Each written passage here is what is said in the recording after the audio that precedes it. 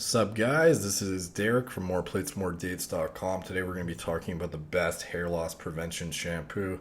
When it comes to shampoos meant for hair loss prevention, there's one overriding ingredient you have to make sure it has before you even consider buying it, and that ingredient is ketoconazole. So all other ingredients in shampoos are negligible compared to ketoconazole, as it is the only ingredient in hair loss prevention shampoos over the counter that can actually combat DHT directly.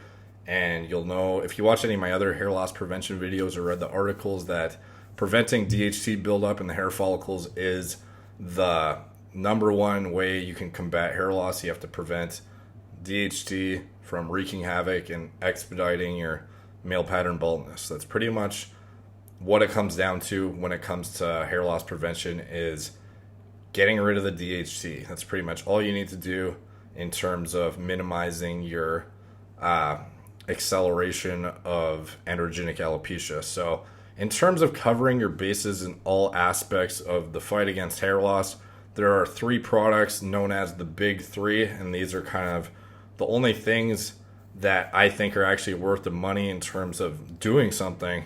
And anything else over the counter on the market is like 99.9% chance a snake oil product that does nothing. So as far as the big three, ketoconazole shampoo is part of the big three. The first one is finasteride or dutasteride and or RU58841. That's the first thing. And then those two are kind of like somewhat considered interchangeable in the hair loss community, but some use both, some use one or the other. If you want more info on RU58841, you can go check out my video and article on it. That's what I use personally instead of finasteride or dutasteride. The second thing, minoxidil. Minoxidil is a hair stimulator for growth. It doesn't prevent DHT buildup or anything like that, but it basically expedites the rate at which you grow hair, and you can grow them thicker and longer and just better quality essentially, which is going to improve the hair density and all that good stuff. But it does nothing for actual hair loss prevention. It kind of is just like a stimulator for growth. So if you're growing faster and you're losing, in a sense you're preventing hair loss, but you're just growing more hair. So RU58841, finasteride and dutasteride combat DHT. Minoxidil, hair growth stimulator. And then the third thing, ketoconazole shampoo, prevents DHT buildup in the hair follicle.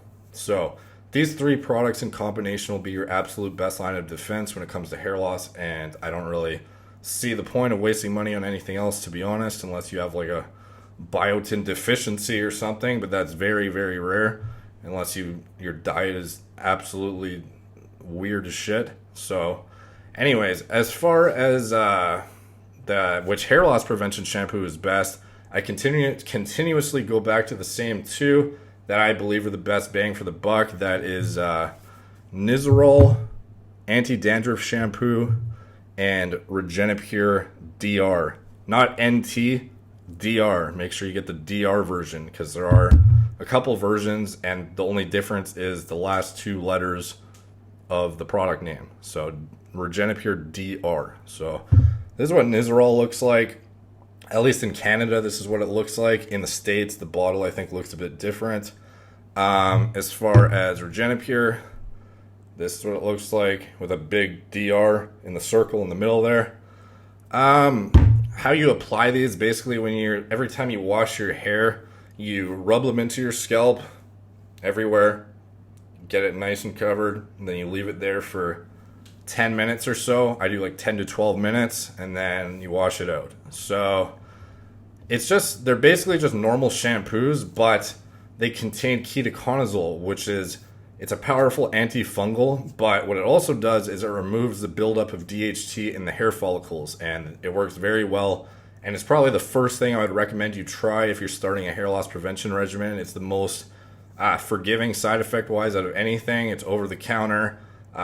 It's the weakest thing of the big three, but it's still a necessary thing to have in there. And if you can get away with complete hair loss prevention with just this, then you're doing pretty well. So the only difference between these two is that Regenipure DR has a variety of other ingredients that just make it a higher quality shampoo.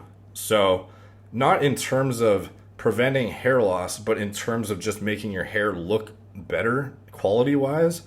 Nizoral can tend to dry out the hair, sort of, for some people. For a lot of people, it doesn't, but for some people, it does. If you get that, then you can opt for this, and you likely won't have that issue. The thing is, Nizoral is quite a bit cheaper than Regenipure DR. So what I like to do is I kind of rotate between them. I keep a bunch of both on hand, and I kind of use like this one before I know I'm actually like going out somewhere and I want my hair to look its best, and Nizoral kind of the rest of the time. So this one's the cheapest. This one is more expensive, but it's a bit higher quality. In terms of how much they both prevent hair loss, they both do it exactly the same. So don't worry about that. In terms of hair loss prevention strength, they're both completely equal. So as far as where you can get them, I'm going to link the Amazon links below that you can check out. That's pretty much it, honestly. I just wanted to make this quick video talking about it because I get a lot of questions about it.